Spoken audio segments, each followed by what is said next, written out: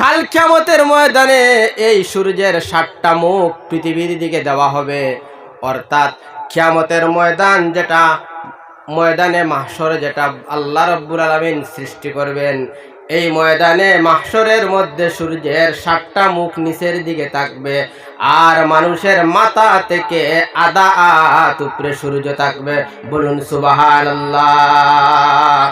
আল্লাহর হাবিব বলেন, যার যারি নেকি মোতাবিক, যার যারি গুনাহ মোতাবিক খারো আবার এই কাল কিয়ামতের ময়দানে হাঁটু পর্যন্ত নিজের গামে সাঁতার কাটতে থাকবে। খারো আবার খমর পর্যন্ত, খারো গলা পর্যন্ত কোনো মানুষের সমস্ত শরীর কিয়ামতের ময়দানে নিজের গামের মধ্যে নিজে সাঁতার কাটতে থাকবে। তারা খারা বলে, যাদের চেহারাটা কালো থাকবে এবং অন্ধকার থাকবে। বলুন নাউজুবিল্লাহ। ইয়াউমা তাবিয়াদ্দু উজুহ, আরেকগুলো মানুষের চেহারাটা বড় উজ্জ্বল থাকবে। এইগুলো মানুষ সারা তাফসীর ইবনে আব্বাসের মধ্যে আয় সূরা আল ইমরান 106 নম্বর আয়াতের মধ্যে আল্লাহ বলেন ইয়াউমা তাবিয়াদ্দু উজুহ। ও আয়াতের তাফসীরের মধ্যে আল্লামা ইবনে আব্বাস রহমতুল্লাহি তাআলা আলাইহি বলেন, যাদের চেহারাটা উজ্জ্বল থাকবে, নূরে জলমল জলমল করতে থাকবে, তারা হলেন আহলুস সুন্নাত ওয়াল জামাতের মানুষ। জুড়ে বলা যাবে নি সুবহানাল্লাহ। দালাইলুল খায়রাত নামক কিতাবের মধ্যে আল্লামা শরণ বুলালি রহমতুল্লাহি তাআলা আলাইহি তিনি বলেন, কাসরাতু আলামাতি আহলুস সুন্নাতি ওয়াল জামাতি কাসরাতুস সালাতি আলান নবী। আহলুস সুন্নাত ওয়াল জামাতের মানুষের একটা বৈশিষ্ট্য, একটা আলামত হয়ে থাকলো, কোনো মহফিল কিংবা মাদ্রাসা, কোনো মহফিল কিংবা তফসির মহফিল, তশরিহ মহফিল, ওয়াজ মহফিল, খানকা মহফিলের মধ্যে বসার পরে বেশি বেশি করে আল্লাহর হাবিবের দুরূদ আর সালাম পড়তে থাকে। বলুন সুবহানাল্লাহ। তিনি বলেন, আলামাতি আহলুস সুন্নতি ওয়াল জামাতি কাসরাতুস সালাতি আলান নবী। আল্লাহর হাবিবের উপর যারা বেশি বেশি করে দুরূদ আর সালাম পড়ে, পৃথিবীর মানুষ তোমরা বুঝে নিও, তারাই হলো আহলুস সুন্নাত ওয়াল জামাত। জুড়ে বলুন সুবহানাল্লাহ। যেহেতু আজকের মাহফিলটা সুন্নি সম্মিলন, তাহলে সুন্নিরা খারা, নামদারি সুন্নি হলে চলবে না।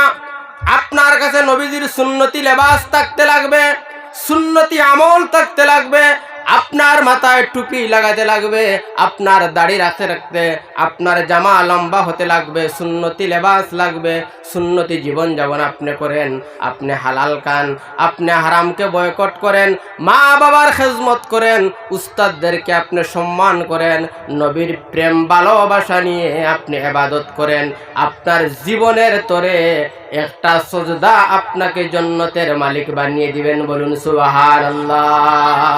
এই জন্য আমার বলার উদ্দেশ্য হলো, এই যে ইয়াউমা তাবিয়াদ্দু উজুহ, একগুলো মানুষের চেহারা উজ্জ্বল, এইগুলো খারা বলে, যাদের চরিত্রের মধ্যে সিরতে নবী থাকবে, সুরতে নবী থাকবে, আখলাকে নবী, অর্থাৎ দ্বারার জীবন যাপন আল্লাহর হাবিবের সুন্নতি তরিকায়, আর আহলুস সুন্নাত ওয়াল জামাতের ছায়ার নিচে মাথা রাখিয়া যারা মৃত্যুবরণ করবা, তারাই হলো ইয়াউমা তাবিয়াদ্দু উজুর অন্তর্গত। জুড়ে বলুন সুবহানাল্লাহ। আল্লাহর হাবিব বলেন, ওয়া তাফতারিকু উম্মাতিন আলা সালাসিন ওয়া সাবঈনা মিল্লাতুন কুলুহুম ফিন্নার ইল্লা মিল্লাতান ওয়াহিদা। 72 দল আমার উম্মতের মধ্যে 73 দল হবেন। বনি ইসরাইলের মধ্যে 72 দল ছিলেন, আমি উম্মতে মুহাম্মদের মধ্যে 73 দল। এর মধ্যে একটা দল মাত্র নাজাত প্রাপ্ত, নাজি, জান্নাত প্রাপ্ত, আর বাকি 72 দল কাল কিয়ামতের ময়দানে নিজের গুনার কারণে জাহান্নামের মধ্যে যেতে লাগবে। বলুন সুবহানাল্লাহ। কালু মান হিয়া ইয়া রাসূলুল্লাহ। সাহাবায়ে কেরামগণ বলেন, ইয়া রাসূলুল্লাহ, এরা কারা? আল্লাহর হাবিব বলেন, কালা মা আনা আলাইহি ওয়া আসহাবিহি আজমাইন। যাদের চেহারাটা উজ্জ্বল থাকবে, যারা কাল কিয়ামতের ময়দানে জান্নাত প্রাপ্ত হবে, যারা কাল কিয়ামতের ময়দানে আল্লাহ জান্নাতের মধ্যে দিবেন, এরা হলেন আমি এবং আমার সাহাবায়ে কেরামের পথ অনুসারী বলুন সুবহানাল্লাহ। নবীর জমাতের নিচে তাকিয়া আমরার মৃত্যু হোক এটা আমরা চাইনি না চাই না? দুই হাত তুলে দেখান। নারায়ে তাকবীর, নারায়ে রিসালাত। আহলুস সুন্নাত ওয়াল জামাত মহা সুন্নি সম্মিলন, এই জামাতকে, এই মাহফিলকে আল্লাহ কবুল করেন।